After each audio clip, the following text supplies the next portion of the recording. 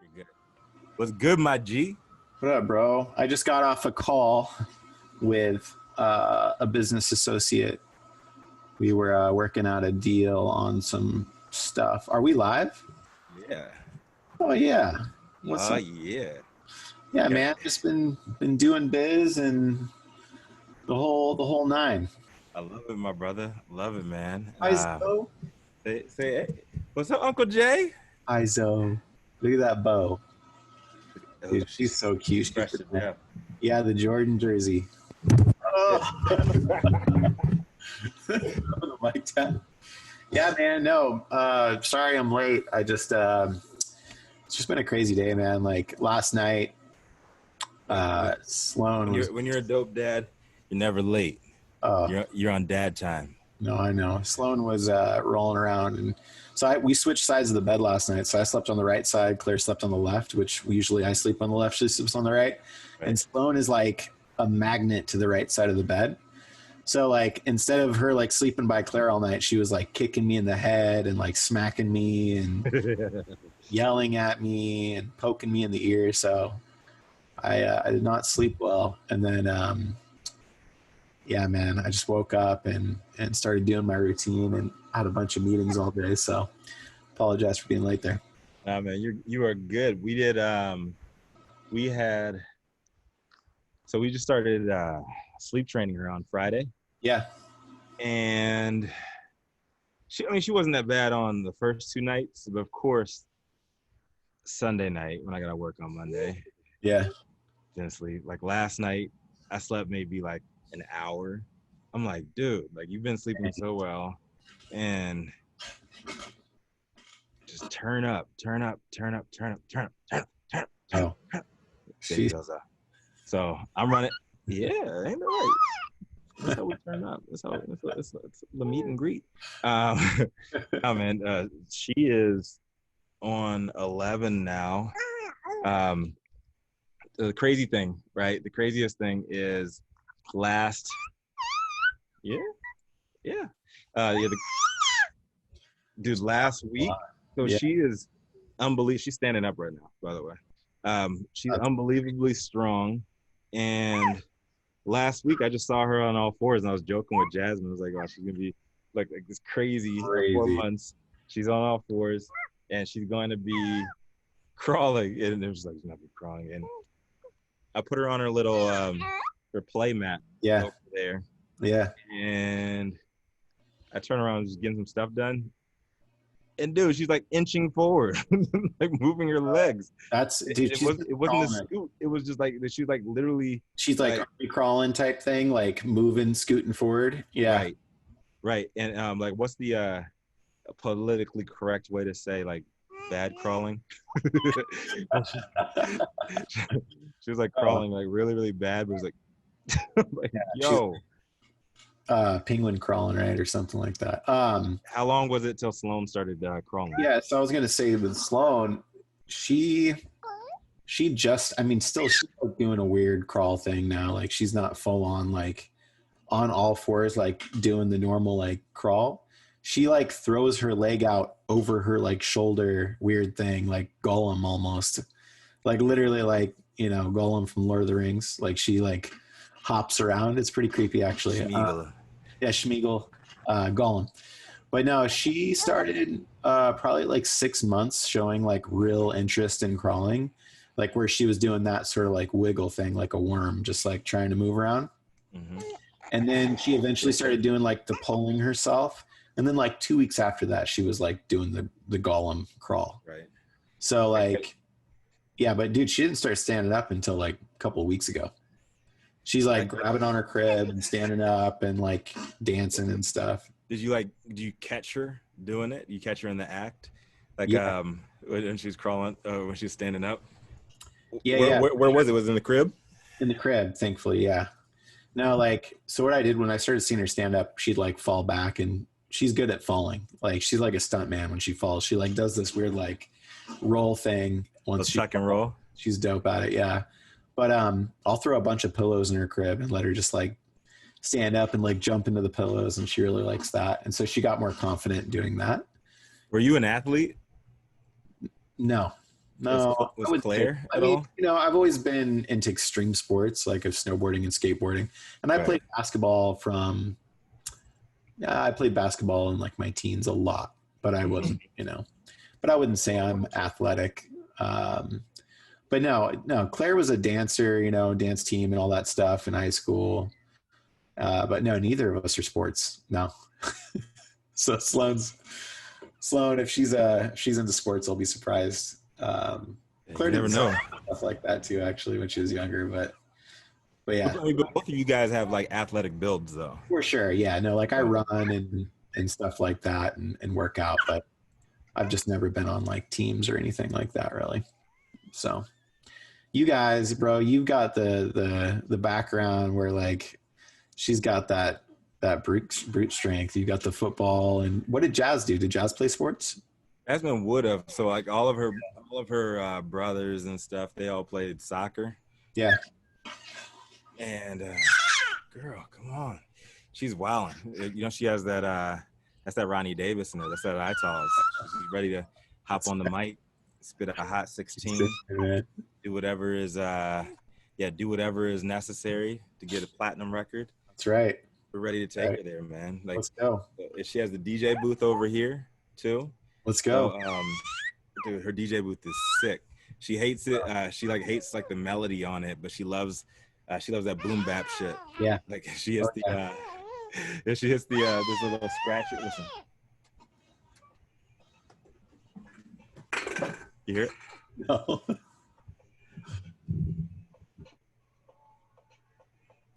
Oh yeah. Dude, there's like little beats on this shit, dude. Like you can actually make a song on this. Dude, kids love that. So my Claire's dad just got Sloan a piano, like one of the, you know, like basic like $20 pianos from like, and dude, it's sick. It's got like all the drum beats on it, and it's got all the different sounds like organ, piano, violin. And it's so funny, dude. Like she just got it last week, and as soon as she like got on it, she's like playing around on it, and like there's a microphone she pulled out, and she's starting to like make noises into it, and she gets it. But like when we play normal music, she's never like really like full on dancing. But dude, like when she hits the drum beat on that piano, she's like full on like knows she's DJing, and she starts getting into it. Like she's stuck on that piano. Dude, like at 3 years old, we gotta have like a battle on the wheels of steel. Oh yeah, let's go. Let's do it. Zozo versus slow. That's right, man. All right, so yeah, I think she's like ready to poop, dude. Like she's doing the grunts. Like, dude, she's. So you know, mama's over here for support. She's gonna come grab her if she needs the diaper pit stop. So how's your month been, man? So the month has been crazy. You picked up any new artists? What you got going on? Yeah, there's some stuff that I'm currently under NDA for. Okay. I'm excited about. Let's talk about it. Yeah, I wish I could. No, I mean, you know, I think it's been really fun for me. Like over the past 3 months, as you know, I've been 4 months now, I've been completely doing music. And so just building out like a schedule every day and making sure that I'm accomplishing, you know, tasks to building the actual business out has been really, really fun. You know, like leaving cannabis and kind of like putting that on hold and exploring music. I'm still getting calls every day from somebody being like, hey, do you know anybody who wants to buy these dispensaries? Or, there's always like cannabis stuff coming in. But really just like send it my way. Yeah. Send it my way. I will split that shit with you, because I get buyers and sellers all the time. I'm like, for sure. I'm over here dadding and shit. Like, I don't have time to be out in these streets. Oh, but, I get it. But yeah, no, the day starts out. I usually don't get into the studio till 10, but I'll take care of Sloan from like 8 till 10, make her breakfast, get her going, and then I'll come over to my studio. And basically right now I've got a few things I got to launch. My website's coming and building out the social presence and all that stuff. I just finished my catalog finally, so got that done. I've got like 80 songs in a catalog that I've written since like May. 80?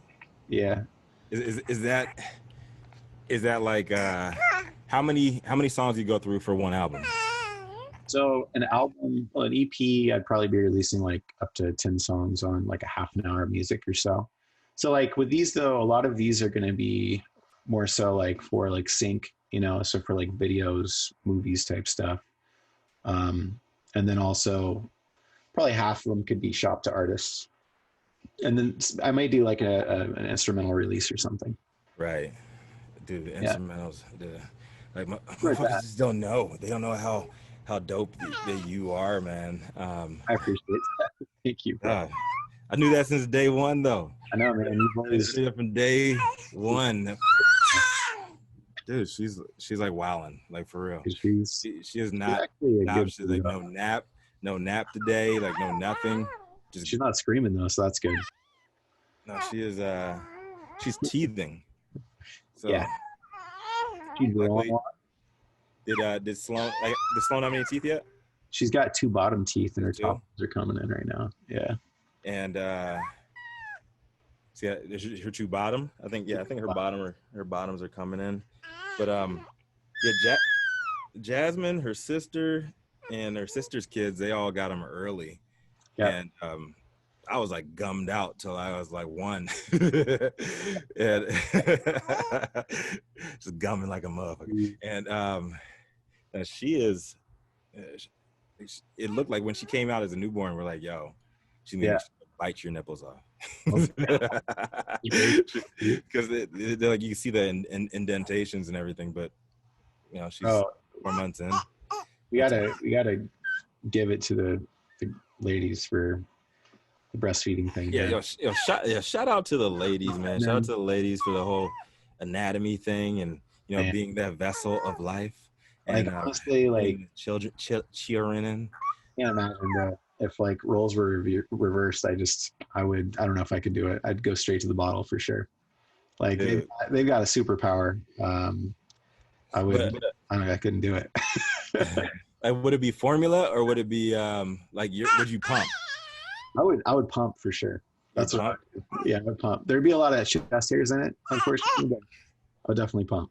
Have you ever thought about doing the man boob thing and like filling it up with your wife's breast milk?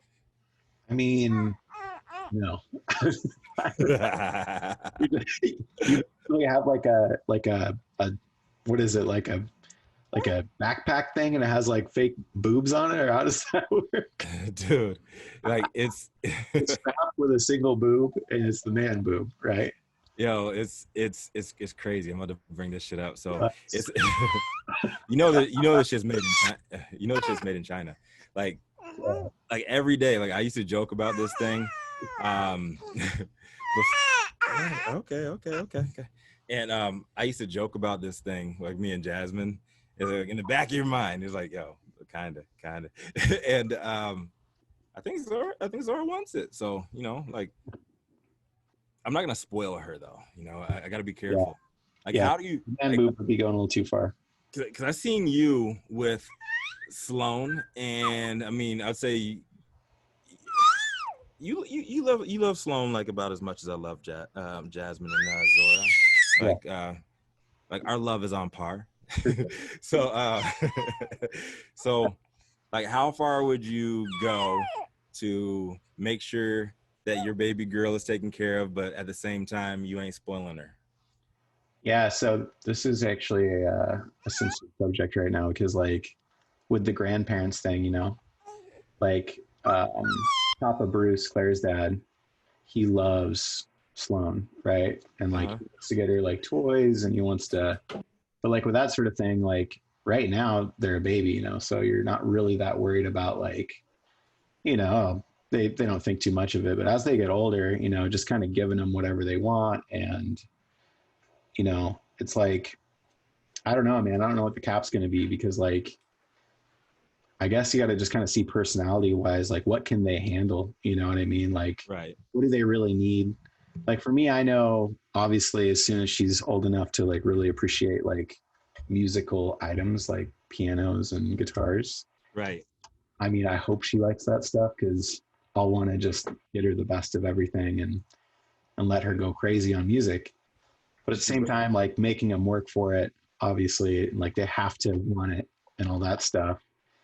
Um, And I love that. We should go down that conversational track and we'll come back to that. Let's get into some little yeah, current events, man. So yeah, world's going crazy, man. Like, so since we filmed that first one on Father's Day, man, yeah. like calls from absolutely everybody. I have like a list for us of like, I think it's a little over 20. Damn, Yeah, 20 cats that just want to get down. They want to hop on with us. I got some cats from New York. They want to go on immediately. great. Shout out to Happy Monkey. Shout out to Ramon and Vlad. I listened Um, to Monkey the other day. yeah, they want to get down. But she's she know what time it is. She's already getting ready for the Gotta music. get her a mic, bro. Bro, you see what happens when I gave her the mic. They're screaming. Dude, she is a lead singer of that got kicked out of like 4 bands already. already. She does like a vocal solo on the end of the song, like a cappella, She's learned, like going overtime, getting kicked out of arenas. bro. She's learned. She's Dennis Rodman of the booth, man. Um, so what I'm gonna do, right? Like, so I'm gonna share my screen real quickly Yeah. here. I'm gonna show you this. No, we're gonna come back. We're gonna come back to that. I got a surprise for you. All right, let's run through these current events real quick, bro. Yeah, sure. All right, so we got cannabis, we got mainstream, man. So cannabis world, man. Like you're not in the game anymore. RIP.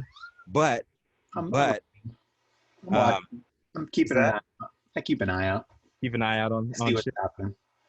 Yeah, you never know when a good deal comes by, and it get paid, get guapped up. Where things are going. Yeah, with me, man, it's so Father's Day. What was that? What was the date, man? Man, don't put me on the spot. I have no idea. Oh yeah, what's the date?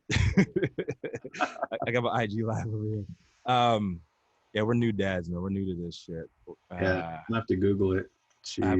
I literally have like no idea when I'm about to Google this shit. So like Father's Day, June 21st.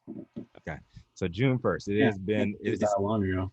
So it's been almost like 2 months, right? Yes. Okay. A lot has happened, dude. A lot has happened, and in the weed world, man, we're at a very a very weird spot, and there's no events. This is summertime in California. Ooh, look, she's getting warmed up. Yes, summertime, California. There's no weed events, and so what you gonna do? What you gonna do?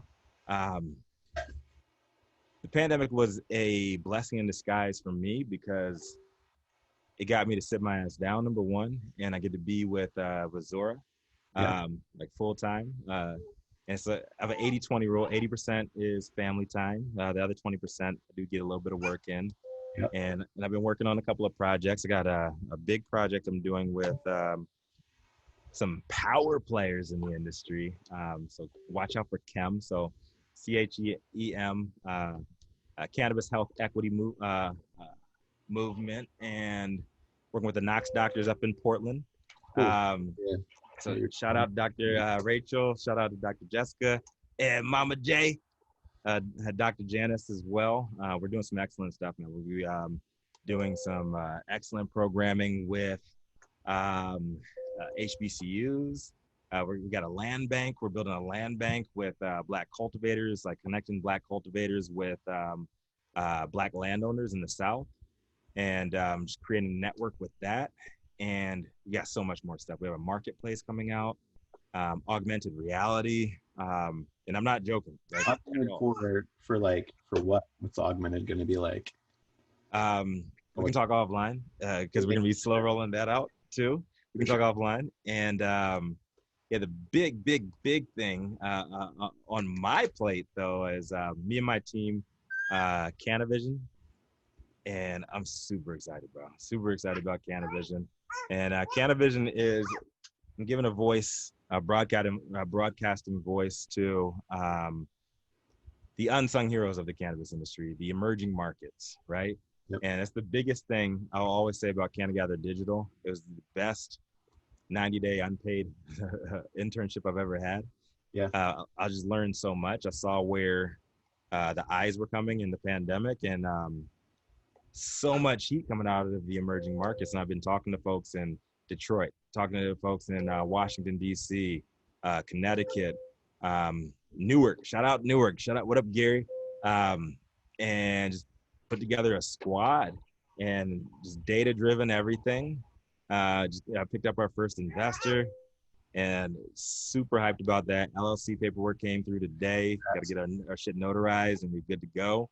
And yeah, so everything goes as planned. We'll have a launch in October for that. And it's pretty fucking dope, dude. We have, it's like a hub and spoke model. So like we're going to have several hubs. The first hub, I know, I feel you, baby. And the first hub is going to be Los Angeles. And what we're doing is we're doing big things. So quantitative on the hub side and qualitative on the spoke side. So on the spokes, those are the emerging markets. We're going deep dives. We want to hear their stories. Dude, right. I've learned so much from like the smaller markets. Yeah. And they've got so much story, so much game for the legacy market out there and everything. And they always look to us.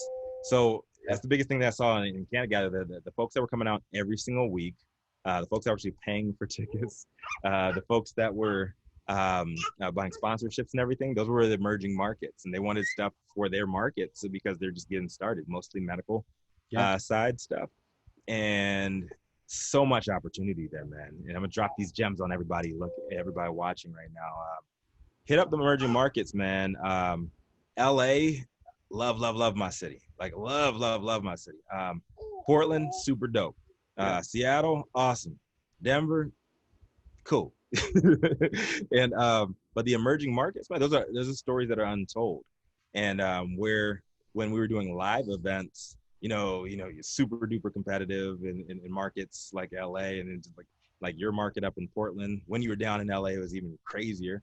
But like up there, because people are fighting with that same dollar. These smaller markets, LA and then Santa Rosa. Right. And these smaller markets, man, they're creating their own identity and they want to. All right. Yeah. You got no Yeezy in my Serato. Yeah, so as far as she's over here scratching this shit, man. I got baby red alert over here. Emerging markets, like you're talking about small towns, right? Oh yeah, not just small towns. Like everything that isn't established yet. Either they just went medical, they just went legal, or emerging. Okay, yeah. And a lot of them haven't yet. They might have their permits and everything, but like they got so many dope people out there, and they all have their story. That the legacy market is everywhere. I'm just like thinking of me and I can't wait for Chicago too. What up, Detroit? What up, Chris? Yeah, I think that you made a really good point there to talk on that. Mm-hmm. Like all of these emerging markets who, are coming into the game, like they've been watching what LA's been doing. They've been watching what Denver's done, and they can actually do it better when they start. But also, it's another one of those things where the emerging markets, they are still in kind of the same place in the eyes of, the older generations there that we were at when, that market came live in LA, where it's like, oh, weed's legal here. Like this is, for the older generations who don't believe, it's like still sort of a taboo thing that's happening. So until it Right. really comes to your town and you can see the tax dollars that's bringing in and the revenue, and that, the whole town's not going to burn down because weed's legal there, that's Right. when you start being like, okay. But yeah, no. Alabama, dude. Yeah. Alabama is coming along. Like all of these southern states, man. And I saw the writing was on the wall last year. So Jasmine and I, we went on when she first got pregnant. We went on like an East Coast tour because I have a bunch of old folks in my family, and Yeah. one of them actually died during the pandemic. Shout out to Uncle Owen.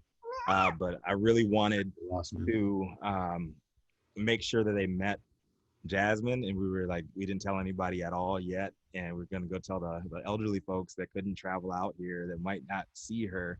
And it was like, I think it was a grueling trip. We flew into New York. We saw everybody down the eastern coast.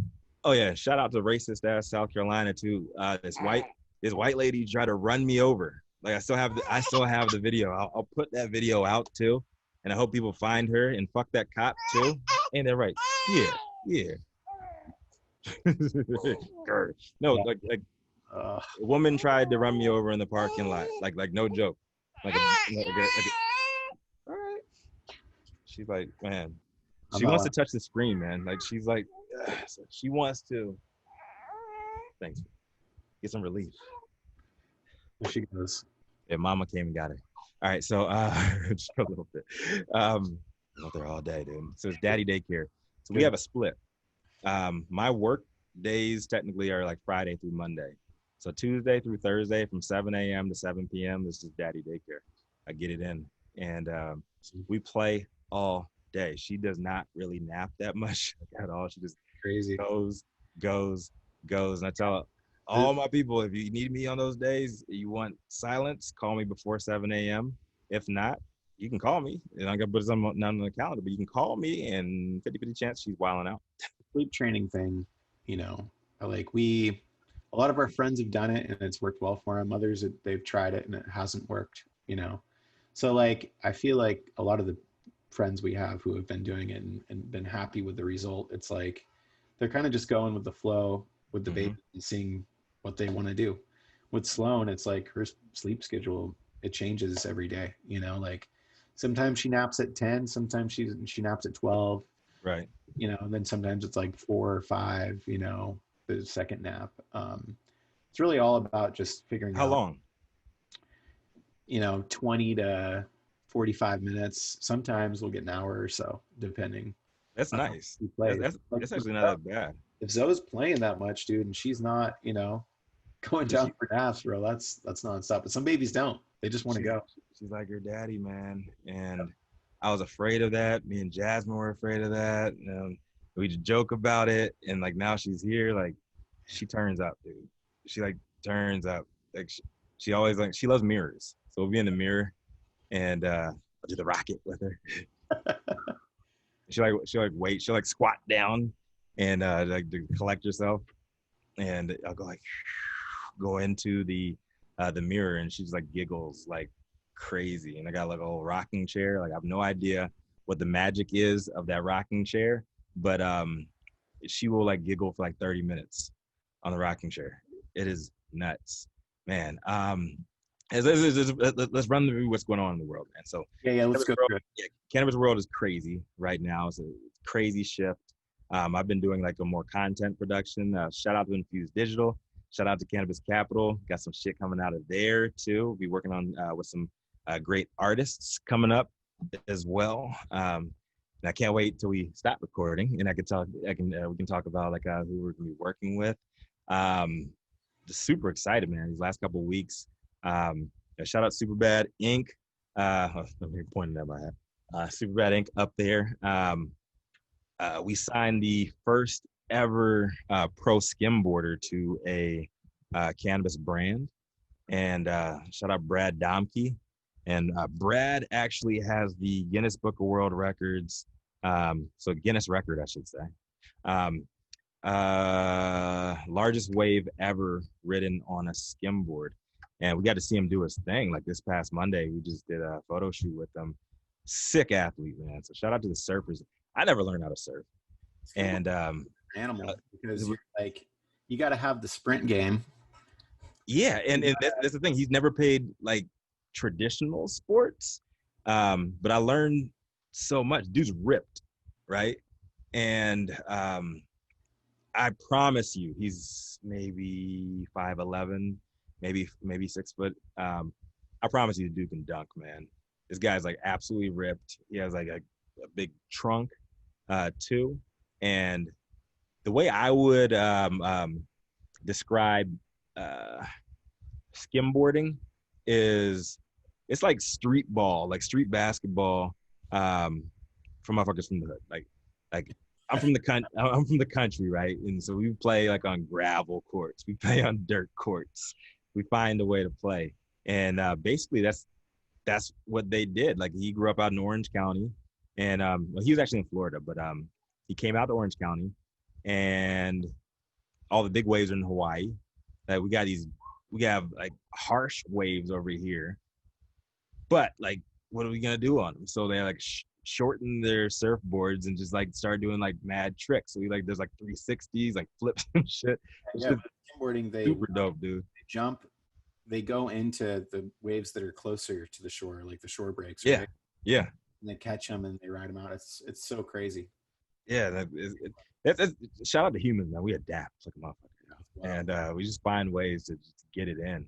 Yeah. And so what else in the world? All right, so cannabis industry is crazy. I'm doing like more content productions, no events. We have people are finding a way though, like small private parties, just do more commercials and everything. Live events, obviously, and oh yeah, and just collaborations. Also, right? As far as cannabis news goes and stuff like that, I was reading statistics on the illicit market versus legal market. Illicit market's still killing it, you know. Dude, thriving. Especially because of the pandemic, but also people need weed. The legal market's also doing well because, you know, especially with those checks that were coming in, people are buying more weed. And you know, I have a ton of friends who own dispensaries, and so it's been interesting, like the give and take with all of these things and adapting, you know, and figuring out what do we need to do to make people feel comfortable to come into the stores, and, you know, or like how are we going to get them their deliveries, and how can we notify them about the new options that are available in this time, you know. Like technology, man. Yeah, you're gonna see a huge tech boom, right? For sure. Crazy thing, we're on Zoom right now, right? How the fuck did Skype lose that shit? Dude, Skype's been out for what, like 20 years damn near? And like, how does Zoom come out, eat their breakfast, lunch, dinner, and their snacks after school special? They're way ahead of their time, bro. Like, for real. So let's see. Big thing. So Canadian athletes are no longer going to be THC drug tested overall. How you feel about Canadian bud, man? I like BC buds, but yeah, it depends on where you are out there, right? There's one company called Premium 5, and those guys are doing everything right. Premium 5. Shout out to Premium 5. Yep, shout out to Premium 5. I've known David for some time, and he's a really great human. And shout out to humans. Everything that they're doing over there looks beautiful, and they're really taking the more boutique approach for Canada. So yeah, in Canada, it seems like you have a ton of the, you know, like Walmart style, big box, just giant. The grows there are so huge. It's just like the attention to detail. Like, yeah, you're getting weed, but I would say they're gonna last. I'd say the quality is closer to like outdoor for a lot of their ends and stuff like that. It's like that. It's different, but there's definitely some amazing growers over there, like Bull Rider in Toronto. Those guys are killing it too. Shout out to Robes. Shout out to Robes. Only band over there. I've met those guys at the Canadian Cannabis Awards. Shout out to Lipton Co. and my boy Shabazz. Yeah, I got some people out there, man. Yeah. It's pretty cool. I've been to Toronto. I've only been in three places. Oh, four now. Four places in Canada. Toronto, and Vancouver for the weed industry. And I've been to Windsor because Windsor is the absolute best part of Detroit. I'm just joking. I'm just joking. I love Detroit. Yeah, no, I and think that the market will do well over there. I don't know. It's interesting though, because like the illicit market there is thriving like crazy. But once again, it's just about adapting and figuring out, what's going to make people want to buy weed in Canada. Like why is it so different? Like I think that both the States and Canada are dealing with the same type of issues. But like for me personally, as a consumer, I think it's notable to say like the reason why I go to the dispensary instead of getting weed from my buddy who grows down the street here is right. because he hasn't tested it. And like for me, stuff I'm putting in my body these days, I'd really like to know what's in it. Yeah, But especially these days, man. Because when you have regulation, you have people trying to skirt regulation, and that's why they put fucked up things in there, and the weed to produce a yield, right? there's a lot of people getting around certain testing things, but these days it's a lot harder to do that when you have more mature states like we have who have been doing it for a while. That they know what to look for. And but it's like some people can fail their test from hanging their plants, drying their plants in a uninsulated area where it's like open barn. Particles in It's the like, air, yeah, the particles from the wood, the toxins from the wood are right? going into, are getting soaked into that bud, and then it's coming out in the test result that there's this wood pesticide in your flower, and it's like, where did that come from? It's coming from the environment. But yeah, man, no, I think that for me, like having tested regulated product, it makes me feel way more comfortable. Like with Mm-hmm. an edible, like think about having like an edible. Like remember those days where like you just like get a cookie from somebody and it's just like it could be 500 milligrams and probably like super concentrated pesticides in there too. So you're getting high, but you're also getting like pesticide poisoning. Like It, 500, man. What about, remember Caroba? Like 1,000 milligram, dude. Like, Black bar. remember they had that billboards, like, most potent. I would die. I would probably not be able to talk to anybody for like 2 days. Yeah, all my homeboys would come in. They would come into other pro athletes, so they'd come in town. And they'd be like, "Yo, can you get us some shit?" And I would like, "Yeah," and it just take a bite out of one of those brownies, man, and just be super lit, like Yeah. super lit. Yeah. And what was the point of that? What was the point of that shit, dude? Yeah. I do know. Remember Scott? Remember? Hey, shout out to Scott. Remember? What's Scott's last name over at Baker? Oh, you're talking about Scott. What is his last name? Let's not, I can't even remember. Yeah, that dude he would go to like Oh, 1,200 milligrams, dude. He just keep on going. Wouldn't phase we him. went to Disneyland. Me and Claire went to Disneyland with Scott and his wife. And he's like, yeah, I ate like a 500 milligram bar before we came in here. And he was like, fine. I Yeah, was, dude, my face would literally melt off if I ate 100 milligrams right now. yeah. What was it? But also, everybody's digestion. Was it Macover? That's it, right? That sounds correct. Yeah, Scott Macover. Yeah, He was a hip hop head too. Like we would like nerd out over He's Nas bust.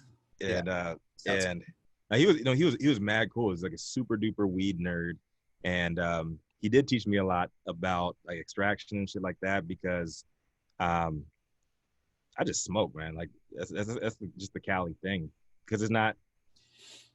I know there's a lot of dabbers out here too. So shout out to the dabbers. Shout out to my man John Mendoza, Abracadabs especially, the homie. But I've just always been a smoker. So when I came out here, I would dab at the dispensaries. Remember that? Oh, They yeah. would that was your exit from the dispensary. Like shout out, I would leave my spot down there, right down the street, 40 cap, and go in there. If you spend $35 or more, you either get a house pre-roll. Never you take the house pre-roll. Yes. It's a bad deal, number one, but also it's the shit weed. But yeah, you either have a house pre-roll or you get a dab. I always take a dab, and yeah, shout out to illegal dispensaries back in the day. I'd just take a dab and drive home. Just like hop right in my car. Like you can't hang out in the dispensary. Like, that creep in there with all the bud tenders. Like, yeah, so come here often. But yeah, the illicit market, man, like they are thriving. They're going to thrive. And until they give out more licenses, especially out here in LA, man, I want everybody to have clean weed, like period. And I don't want there to be another longevity of the local industries. You know, I think too, like you have so many different, you know, levels of, you know, like so many different types of businesses out there. Like you have some models, like you have big dogs who are doing really low end stuff for cheap, you know, you have mid range for mids, you have the high stuff, you have the really top shelf. And like everybody wanted to start out with the top shelf shit. They're like, oh, we're going to have, you know, the gold wrapped blunts. We're going to have the best weed in there. We're going to sell them like, you know, super expensive cigars for like $500 a piece. Remember that? Like people were like Gucci products, like for weed. There are some really good high-end products, but they're now at a more reasonable price. Like you look at, you know, I think that alcohol sales are actually really good to look at for kind of where weed's going to be at. Because I mean, it's there now. It is there for sure. Like, you know, I was director of sales for a few different brands, and watching like you were the fucking man, dude. You were that dude out here, and you just came out of nowhere, slapped these fools in the face, and like, yo, I'm director of sales. I don't know about that. I learned a lot more than I thought I would working with a lot of these guys. Like, it's every job you take, there's something really to learn. But I appreciate that. But no, man, like with all these brands that are up and coming, I think that you see more of like a mid-range brand coming up right now. You know, do you think like mids, like actual mids, or just like generic brands? I think that there's, you know, like you have like your Jungle Boys and Cookies. Those guys are going to be around forever now. We know that, right? Mm-hmm. They've got the hype train, and you have all these other guys who are trying to, you know, build that hot hype train, like the gelato cake, you know, or like the whatever cross that they've made that they like have a cool picture drawn for, and then they're trying to sell it like, you know, it's like a streetwear brand / brand. You know what I mean? Like that happened at a certain time, and like a certain like it's like an 80, you know, $60 to $80 eighth, right? But those guys have tons of marketing, and they planted their flag, and there's not enough slots for that right now. Yeah, you know, if you have your phone with you right now, if you can go on IG Live, meet me on IG Live, so that people on IG Live can hear you too. Oh, yeah, you can go meet me on IG. Just turn it all the way, or you can like mute it or whatever. But the people on my IG Live can see you too. I just requested you. There we go. I'll put this right here. Yeah, Akashek. Coming in from? No. Okay. Yeah, I'll join. Did I give up? We need to edit that out. I don't know. No, that's what it is. There we go. I'm gonna turn this down so we don't have the echo. Echo. But yo, so yeah, let's run through these current events real quick. All right, so cannabis crazy right now. Yo, so this is crazy. So American Heart Association. Yep. They just dropped this study saying that cannabis is bad for your heart. Right? I saw that. And so here's the thing, man. Shout out to Fred Smith, my guy, one of my mentors, and just dope brother. Was in the Marines for 20 years, and he brought me in on this he brought me in on New Room Collective, and so it's our Facebook group. And just wave at me, Rico, while we're just send me a wave. Yeah, so he brought me in on this Facebook New Room Collective, and just like saying some wild shit, like wild like right wing shit, wild left wing shit. but he's like conditioning people's minds. So he was like an intelligence specialist in the Marine Corps for 20 years. And I knew him from before the pandemic because he was helping me scale CBD Sundays. And so he's like a business coach. He works for Fortune 500 companies and all that stuff. And dope brother. And what he does is he teaches people how to look at the second page, because we got so much propaganda coming out right now from the right, from the left. It's just crazy. You don't know what to believe. And he's just taught me so much, like just through that group. He just like weeds a lot of people out. You have a lot of like wild people coming in there, just like mad emotional and everything. That the key is to take a half step back and read the second page. So there's usually like a little bit of talking about the cannabis smoke is bad for your heart, or what is the right. So here's the thing. Like, so I'm gonna bring this up on our. I'm gonna share my screen here, and he just teaches you like to go deeper. Like if you see a wild ass clickbait article, let's say on Fox News, MSNBC, Huffington Post, like the extremes, right? Like they're always gonna have some wild ass shit, like talking like crazy shit about Trump, talking crazy shit about anybody on the left too. And I'm not gonna get into semantics on like who's worse or not. Everyone knows that Trump is worse, but there's always some truth. Am I sharing my screen yet? Can you see my screen? I can't see it. Yeah, there's always a little bit of truth in there. Let me know you can see that shit. Oh yeah, there we go. Okay, perfect. There. So why don't you turn your IG screen towards it so people on IG can see? Yes, sir. So you guys can see too. Don't judge me. I have an infant. Oh, kinds of crazy shit here. So those dope lights. This is the light I'm working with. Check this out. Hold on. Look at this, bro. It's like an egg heater or something. For chicken. It's a lizard heater. What are you talking about? Look at on IG. See my lamp? Dude, you told me to turn the IG. Oh, I can do it this way too. Yes.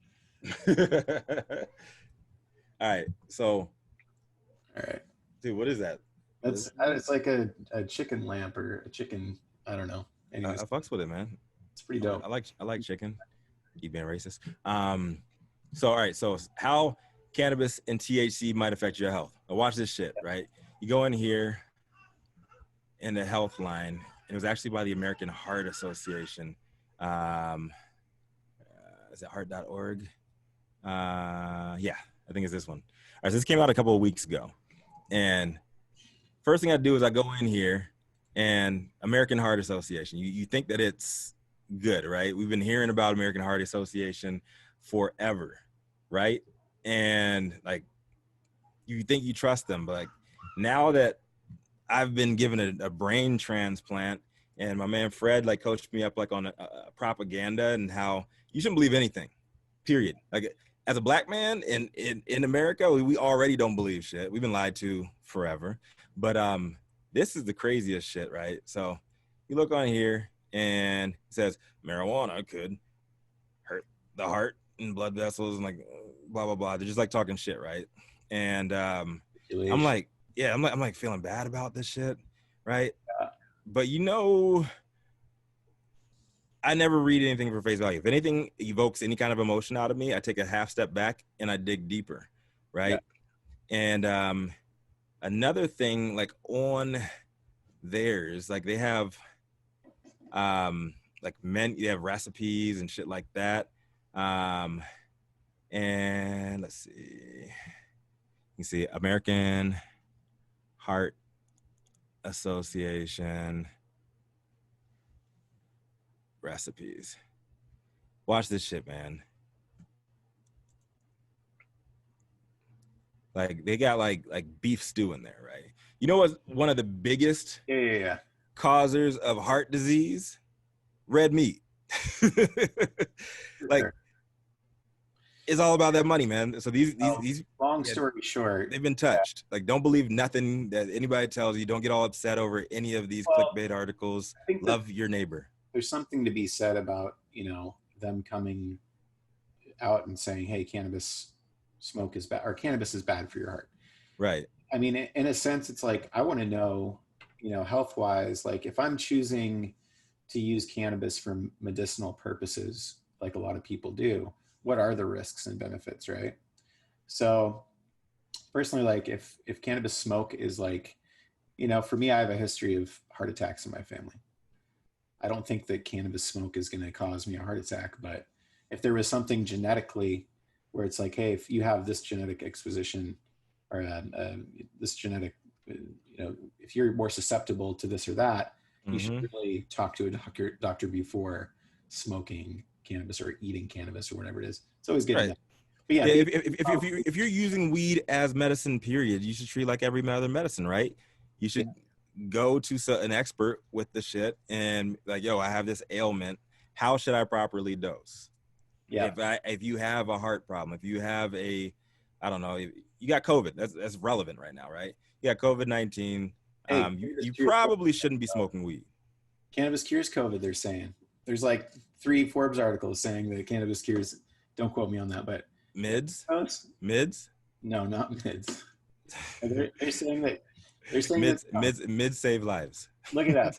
Cannabis, there's some terpenes that they're finding that can potentially help prevent COVID or something like that. Right. It's some bullshit. It's some bullshit. So like this. It's a paid for Forbes article. Right. Right. And so check this. Yeah. You have this beef fucking stew on the American Heart Association's website. Like that is not good for your heart. Like red meat's not good for your heart. And like maybe like a little bit of beef is acceptable if you want to go that route, but that shit's packed. That shit is packed. That's not good for your head. And so like shout out to Chicago, my hometown, everything. They came out, the Tribune came out with this shit last week, a counter article. Look at this woman. That's a hilarious picture. She's high as fuck right now, and she's right. Like, oh. She's high. She's on that COVID OG. And right, smoke it. Mature, right?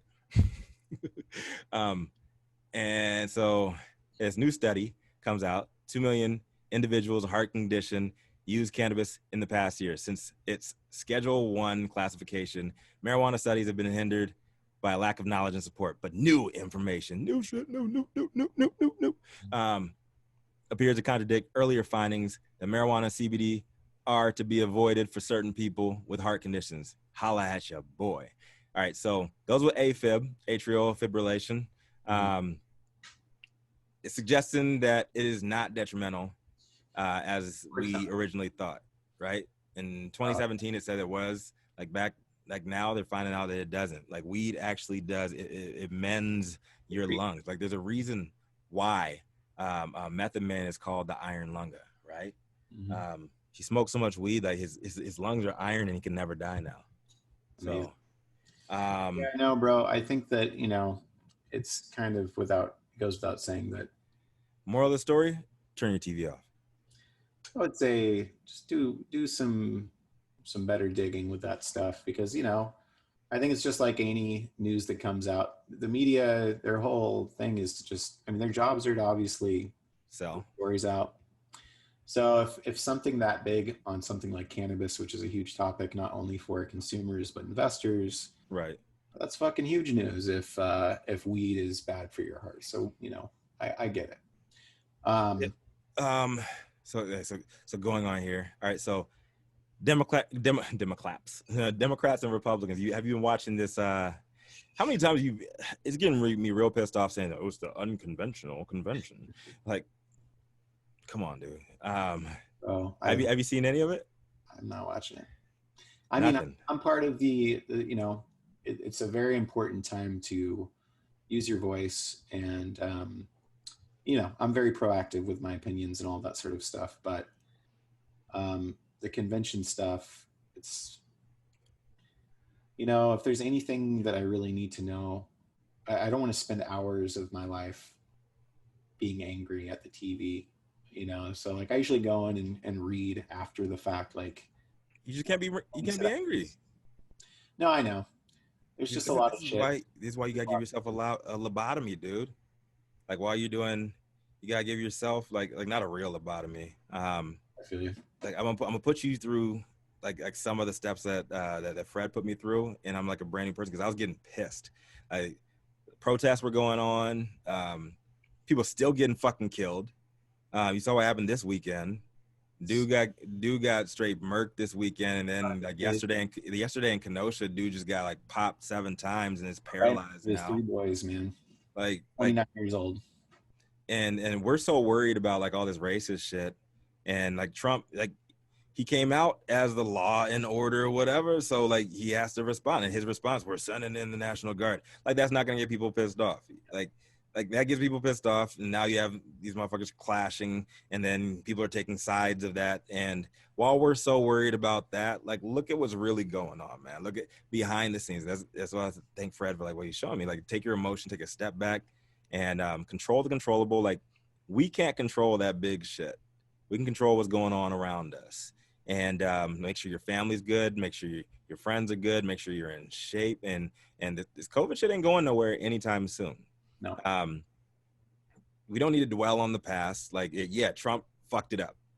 Like but the shit's here, and it's here for a while. It's gonna be here no matter if Trump gets reelected or whoever the next president is. Like, arm yourself with health. Well, I know that too. And one thing I was just saying to my best friend yesterday, we were chilling out. Shout out to your best friend. What was that? Shout out to your best friend, Stevie Nines. What up, brother? Actually, funny too, because I'm pretty extreme liberal, and he's actually a conservative. He's one of the best conservatives I know. He doesn't push his opinions on people, which is important for our relationship. So he's not a libtard. No, he doesn't tell people libtards. But no, it's funny because we were talking. We have really opposite opinions on things, but I think the main thing right now is everybody needs to realize that this time it's like if we can all be kind to each other, respectful by wearing your mask, and kind of have like a common understanding that like everybody's going through shit right now. How can we have peace of mind when there's so much insane shit going on? Mm-hmm. And like really, if you do turn off the TV, or if you stop looking at Instagram or Facebook or whatever it is for a minute, you do find your own peace, because all that stuff's going on your computer. Right. They're the issues you need to pay attention to, and you need to be able to address and have the conversations with people about. That's important. But, your own peace right now is so important, and just turning off from everything. Unplug, man. Do it. And maybe once a day check in on all that shit. But like, yeah, it's not going anywhere. No. You gotta be able to talk, talk about it and help your friends with their anxiety about it and shit like that. Yeah, what I do is I get all my news on either YouTube or Twitter now. So like Twitter says as much wild shit that's on network news, but at least you have memes with it too. Yes. Right. And I fucks with memes, dude. Dank ass memes. But like, dude, at what point did memes get like super racist though? Like they're all fucking racist now. Like the shit was like was funny. Like some of them like still are funny, but like now they're all like super duper misogynistic, super duper racist. And I'm like, Twitter's a breeding ground for that shit though, bro. Like go on Twitter and expect to see like people can say whatever the fuck they want on Twitter. But is that the dad in us? Is that the dad in us that we're softening up? Is it that we're softening up? Have the memes got more dank, or have we gotten less dank? Have we turned into mids? Have we gotten less dank? Have we gotten less dank now that we're hashtag girl dads? Man, I don't know, bro. I think that the dark comedy humor shifts a lot. Right. I mean, and like I can't even imagine the generation under millennials, whatever they are.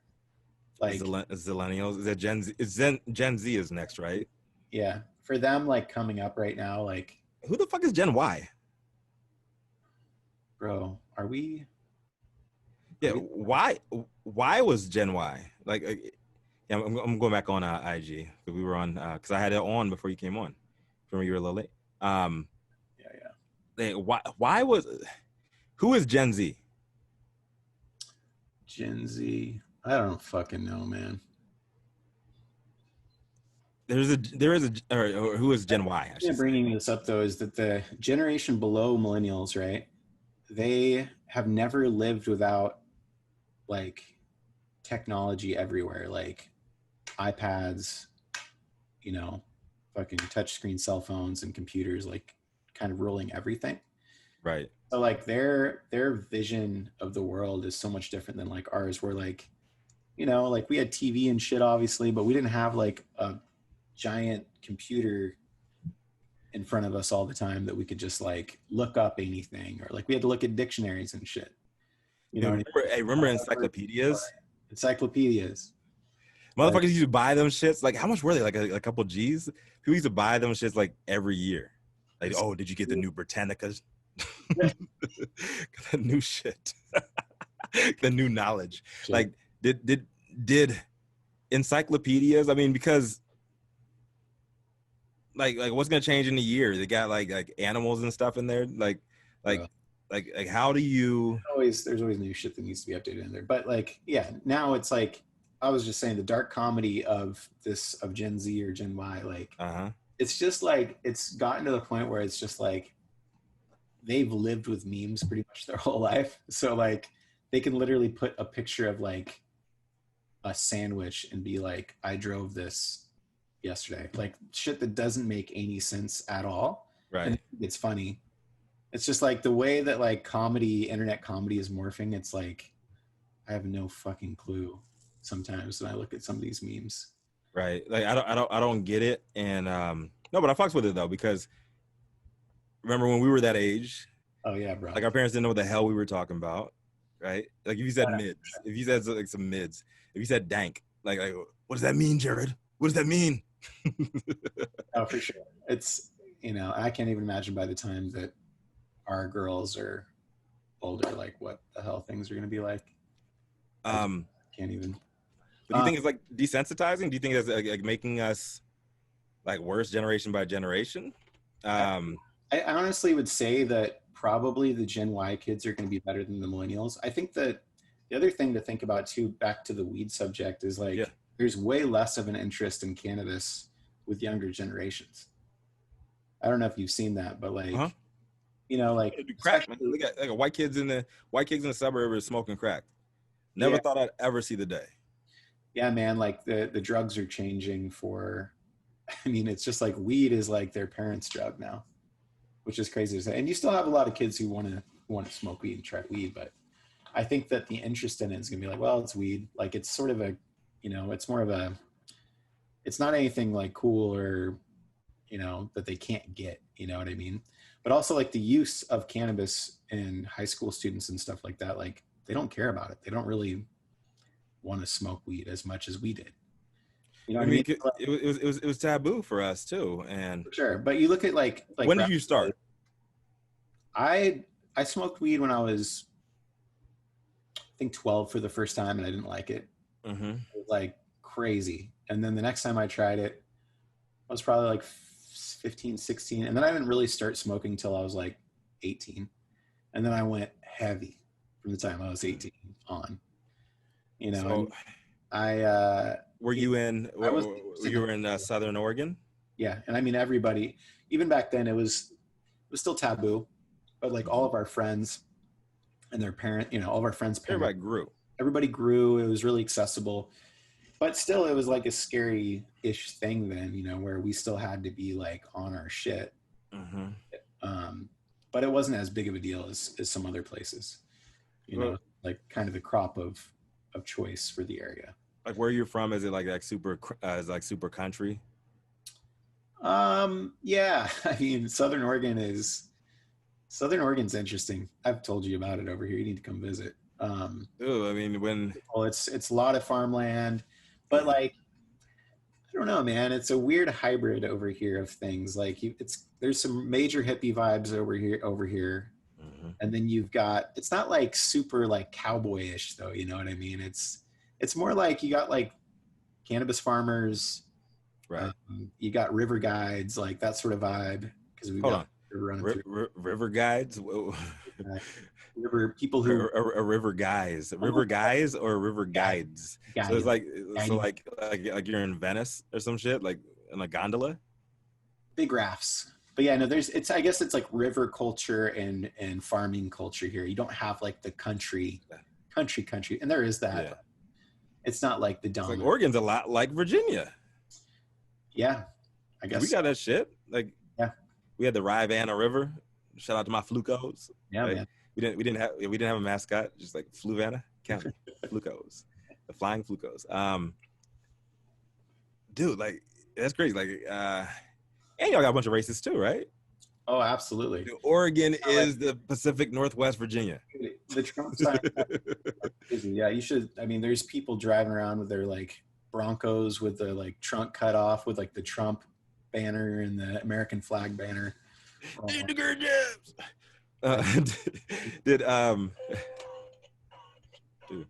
like I just got random like thank God she's not old enough to have like Legos yet. Like I just like randomly like so I'm up late all night and because Jasmine goes to bed, like God bless her, God bless the vessel, and you know, like she works full days and everything, and so I clean the damn house like every single damn day. Like, and this child is 4 months old, and so I got like the DJ little baby DJ booth over here. I got you blacked out. You still with me? You still with me? Yeah. You good? Okay. Yeah. Okay. The DJ booth over here. I got like random little like rattle toys everywhere. Like what happened to my world? But yo, I do have a little bit of variety. Look at this, man. So not only do you have little bun right here. Yes. Next to the Joes. But I can't smoke. It's the one thing though. I can't smoke in the house anymore, obviously.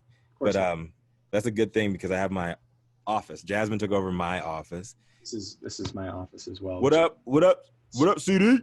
Yeah, we had Jasmine took over my office in the back, which is like / the nursery. The good thing is like I took the kitchen, bro. I can eat and and then also I got the balcony right here. And so if I need to smoke, I'd take a smoke break right there and I see the ocean right in front of me. This is where it's supposed to be.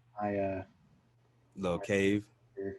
I dig it, man. Yeah, I mean, I've got all my guitars on the side over there too. But yeah, no, other dope dads into the realm of what we do.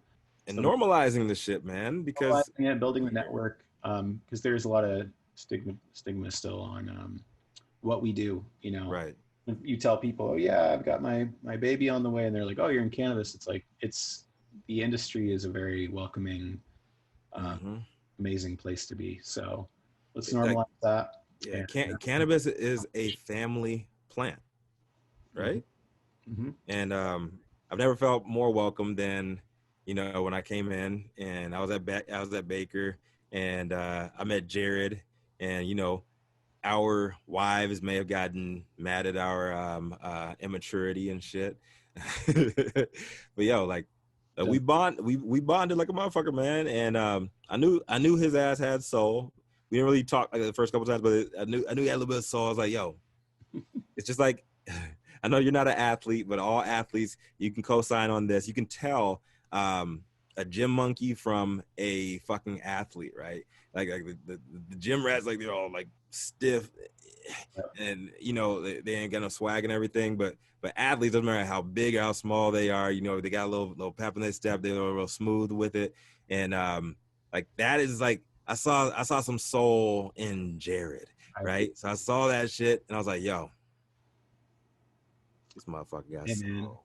You want to leave us on a note, man? Yeah, for sure. No, I think leave us on a note so we can give the people a little taste of that Akashic. Oh well, yeah. I mean, I don't have anything pulled up right now, but give us a note. You give us a little jingle. Like I'll give you. Hold on 1 second. I mean, I hit a Zozo beat for you over here. It is a Zozo beat. Actually, I got one. Here you go. There we go. There you go. I gotta turn my. So you don't know, this is the most talented motherfucker right here in front of you. Self-trained too, right? I've been running for a long time. Yeah. Mother, they ain't welcome in my hometown. I've been running for a long time. That goes so hard. Mother, they ain't welcome in my hometown.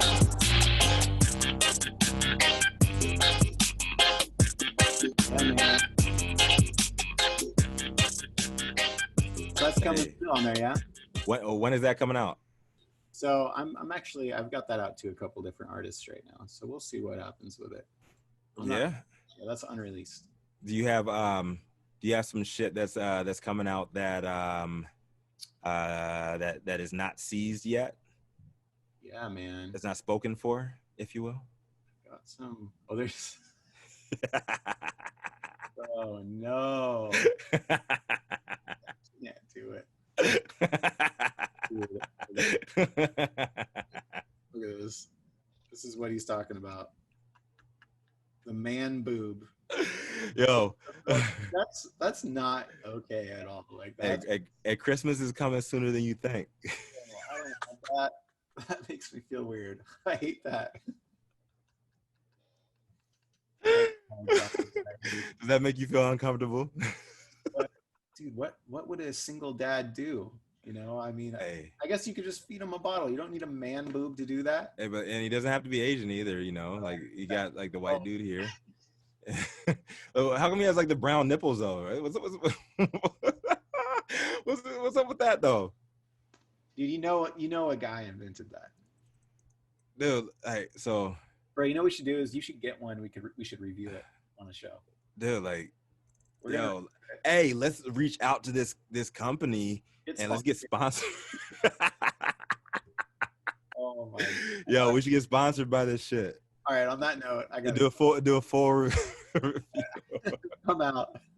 Hey, Dope Dads every Tuesday, 3 p.m. So we're gonna be recording live the following Tuesday. We're gonna be putting these out: Spotify, Stitcher, Apple Music, all that shit. We're gonna have some fun with this shit.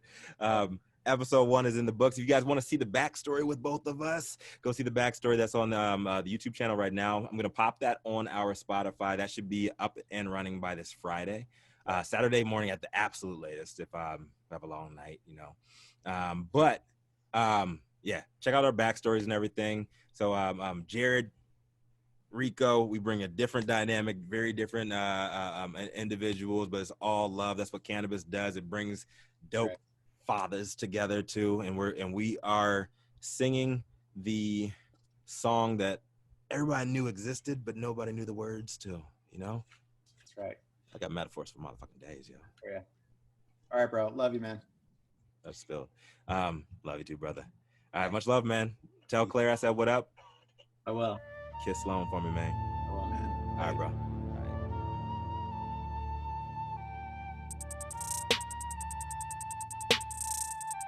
And Dope Dads, we are out. We're gonna have like a cool like outro and shit. Hey, Chris Delolio, come help us with that shit, bro.